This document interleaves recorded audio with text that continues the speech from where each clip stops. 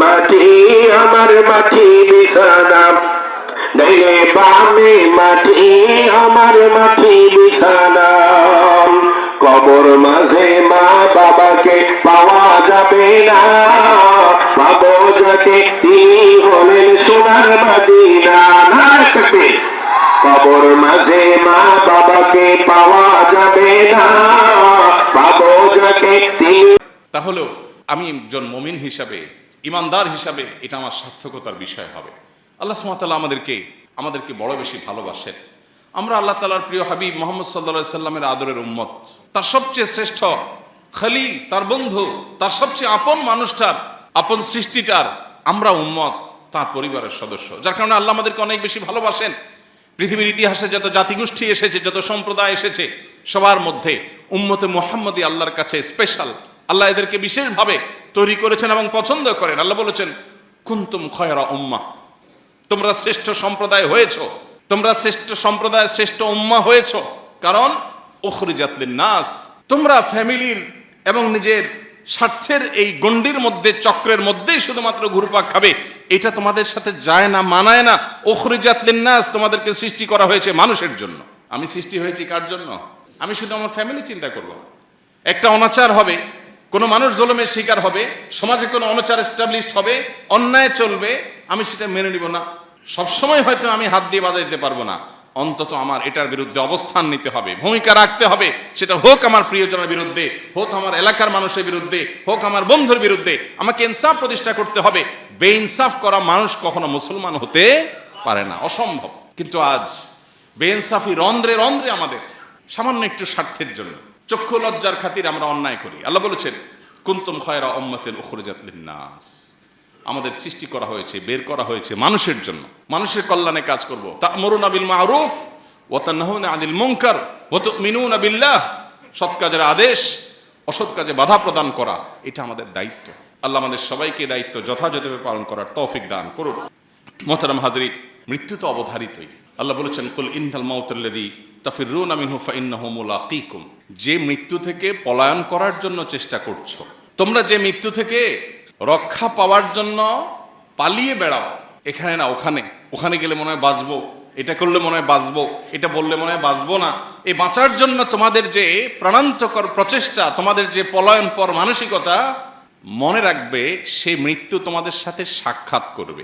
শব্দটা লক্ষণীয়, ফাইন্নাহু মুলাকীকুম।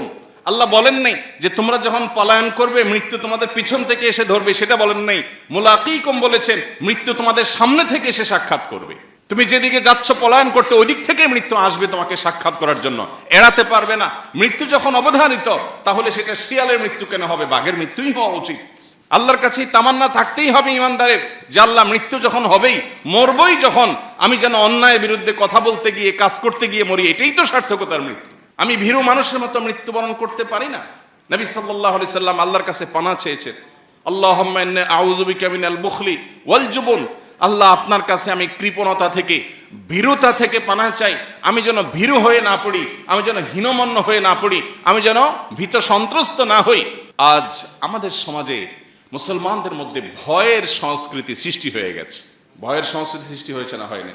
আজ শরীফ ওসমান হাদির মতো কিছু তরুণ, তারা আমাদেরকে ভয়ের সংস্কৃতি ভাঙতে শিখিয়েছে। তারা শিখিয়েছে কিভাবে ভয়কে জয় করতে হয়। আপনার আমার অনেকের মতো তারও একটা ছোট্ট বাচ্চা আছে, মায়া আছে, এবং সে জানতো সে যে পথে পা বাড়িয়েছে, এই পথে মৃত্যু অবধারিত, সেটার জন্য প্রস্তুত ছিল, আগে থেকে ঘোষণা দিয়েছে। পরিচিত ভাই ব্রাদারকে বলে গেছে, আমি মরে গেলে আমার বাচ্চাদের দিকে খেয়াল রাখিও, জাস্ট ইট, আর আল্লাহ খেয়াল রাখবেন, যথেষ্ট।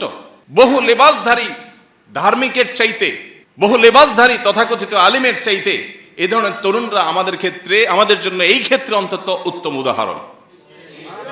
সমকালীন জীবনে বা সমসাময়িক সময়ে নিজের অবশ্যম্ভাবী অপরিহার্য পরিণতির কথা জানার পরও এইভাবে সাহসিকতার পরিচয় দেওয়া, মৃত্যু ভয়কে জয় করা এবং ভয়ের সংস্কৃতিকে ভাঙার উজ্জ্বল উদাহরণ, তার চাইতে আর ভালো কাউকে খুঁজে পাওয়া যায় না।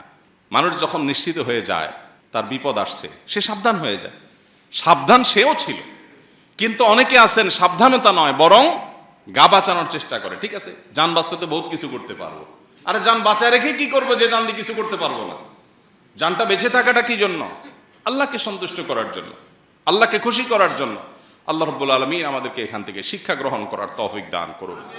আজকে আমাদের যে তরুণ সমাজ আছেন, তরুণ সমাজের বড় অংশকে ভোগবাদী পৃথিবী শুধু ভোগ শিখিয়েছে। এখন তারুণ্যের বড় অংশ তারা খেলাধুলা দেখে এবং সেখানে কোনো খেলোয়াড়ের গোল দেওয়া দেখে সে উজ্জীবিত হয়ে যায়, সে উত্তেজিত হয়ে যায়। তার পছন্দের দল হেরে যাওয়া দেখে সে মুষড়ে পড়ে, ভেঙে পড়ে, মন খারাপ করে, সে চোখের পানি ফেলে দেয়, কেঁদে দেয়। মুসলমানের সন্তান সে জানে না এটা তার পরিচয় না, এটা তার সার্থকতা না। সে সাম্রাজ্যবাদীদের, সে আধিপত্যবাদীদের, সে পৃথিবীর মাস্তানদের টুলে পরিণত হয়েছে। তারা তাকে ব্যবহার করছে, ক্রীড়ানক বানিয়েছে। আজ কোন মুসলিম তরুণ সে সকল বাধার প্রাচীর ডিঙিয়ে, সকল প্রটোকল ভেঙে দিয়ে সে যদি কোনো খেলার মাঠে দর্শক গ্যালারি থেকে একবারে মাঠে গিয়ে খেলোয়াড়কে জড়িয়ে ধরে, মনে করা হয় বাহ সে কি জয় করেছে। অথচ মুসলমান তো খালিদ ইবনে ওয়ালিদের সন্তান, ওমর আবু বকরের সন্তান, ওসমান আলীর সন্তান, আব্দুল ইবনে ওমরের সন্তান রিদওয়ানুল্লাহি তাআলা আলাইহিম আজমাইন। তারা আমাদেরকে শিখিয়েছেন কিভাবে ইনসাফের জন্য সংগ্রাম করতে হয়, লড়াই করতে হয়, পৃথিবীর মানুষকে সত্যের পথে আনবার জন্য লড়াই করতে হয়, কিভাবে নিজের ভোগবাদিতাকে পায়ের নিচে পিষ্ট করতে হয়। এই শিক্ষা তারা দিয়ে গেছেন। এই জন্য পৃথিবীকে তারা শাসন করেছে, পৃথিবী তাদের পায়ের নিচে এসেছে। কারণ মুসলমানের সম্মান নিহিত আছে দুইটা জিনিসের মধ্যে: এক, মৃত্যুর ভয়কে জয় করা; দুই, দুনিয়ার মোহের ঊর্ধ্বে উঠা। বেঁচে থেকে কি হবে? বেঁচে থেকে কতকাল বাঁচতে পারবো?